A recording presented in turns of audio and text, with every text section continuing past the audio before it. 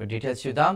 Paris మ్యూజియంలో భారీ చోరీ జరిగింది. మ్యూజియంలో ఓవైపు నిర్మాణం జరుగుతుందని దుండగులు అక్కడి నుంచి మ్యూజియం లోపలికి చొరబడ్డారని తెలుస్తోంది. అనంతరం సరుకు రవాణా ఎలివేటర్లో అపోలో గ్యాలరీలోకి ప్రవేశించినట్లు అక్కడ మీడియా తెలిపింది. నెపోలియన్ కాలం నాటి వస్తువులు, ఆభరణాలు ఉన్నటువంటి గ్యాలరీ అద్దాలను పగలగొట్టి అందులో నుంచి 9 వస్తువులను దొంగిలించినట్లు సమాచారం.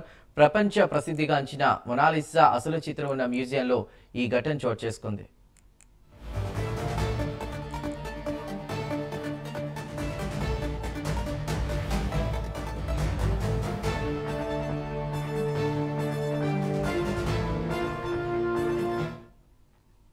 ఈ విషయాన్ని ఫ్రాన్స్ మంత్రి రాచిడా దాతి వెల్లడించారు. ఈ ఘటనలో మ్యూజియం సిబ్బంది ఎవరూ గాయపడలేదన్నారు. దీనిపై దర్యాప్తు కొనసాగుతూ ఉండడంతో ప్రస్తుతం మ్యూజియాన్ని మూసివేసినట్లు కూడా మంత్రి తెలిపారు. దీంతో ఈ ఘటనపై దర్యాప్తు కొనసాగుతోంది. గతంలో ఇలాంటి ఘటనలు ఆర్ట్ మ్యూజియంలో చోటు చేసుకున్నాయి. మ్యూజియంలో చోరీకి విఫలయత్నం చేశారు.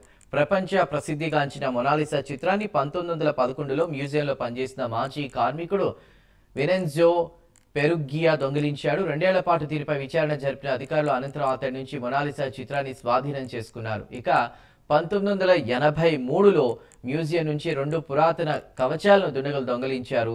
దాదాపు 4 దశాబ్దాల తర్వాత అధికారులు వాటిని కనుగొన్నారు. మెసొపటోమియా, ఈజిప్టుకు చెందినటువంటి అనేక వస్తువులు, వివిధ రాజ్యాలకు సంబంధించిన చిత్రాలు, శిల్పాలు వంటి వాటికి ఈ మ్యూజియంలో ఉన్నట్టు తెలుస్తోంది. ఇక Mona Lisa, Venus de Milo, Winged Victory of Samothrace, Versailles, అదేవిధంగా డయానా వంటి ప్రముఖ ఆకర్షణలు ఇందులో ఉన్నాయి.